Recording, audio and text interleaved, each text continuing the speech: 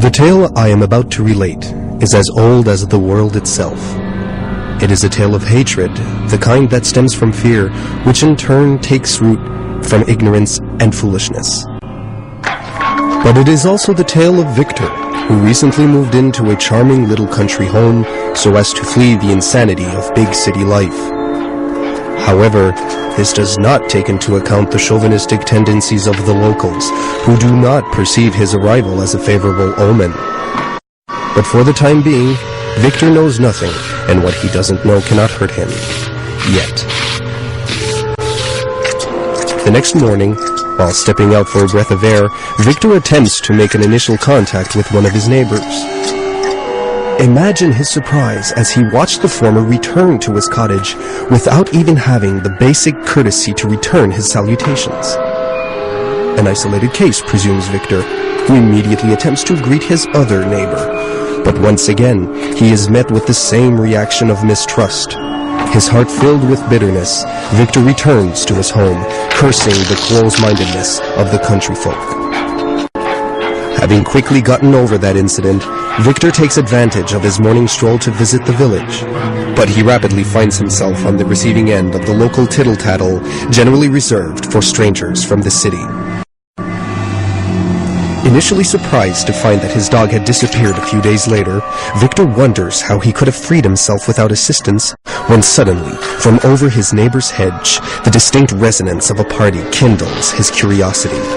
And there, before his eyes, roasting on a spit, rotates the carcass of an animal corresponding exactly to the build of his trusted companion.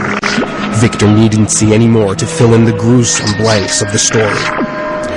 Unfortunately too focused on thinking up the worst possible scenarios, his presence is noticed by his neighbor's little girl. Since suspicion is contagious, Victor equips himself with a home security system and a generator, convinced that isolation from the others is a necessity. At nightfall, not too far from there, a desperate villager searches for his son.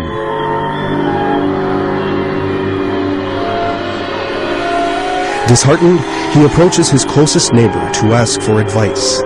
Despite not actually having seen the boy, the neighbor mentions how the stranger locked himself up into his home after being caught spying.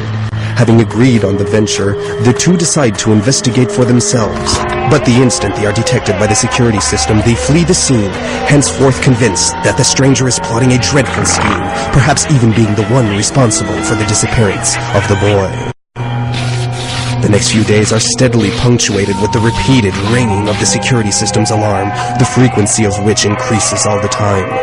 Evidently, the system is no longer adequate enough to keep the villagers from snooping around Victor's home. Panicked, he sees no other alternative than to elaborate a plan to guarantee his protection. Proving destiny is indeed a cruel mistress. A chance electrical blackout plunges the entire village into complete darkness. Darkness which the villagers immediately blame the stranger for. Assuming a new ordeal he was putting the young boy through required all the electrical power of the area. Inspired by an energy which, in completely different conditions, would have allowed them to create extraordinary things, they convinced themselves to torch the ogre's home. If only Victor had been an actual ogre and not a brilliant inventor, the villagers would not be confronted with what he had in store for them. All their hatred towards him pent up in 40 tons of rampaging metallic fury. Unfortunately, if vengeance is a false god, it indeed guides man into blindness, losing sight of what is truly essential.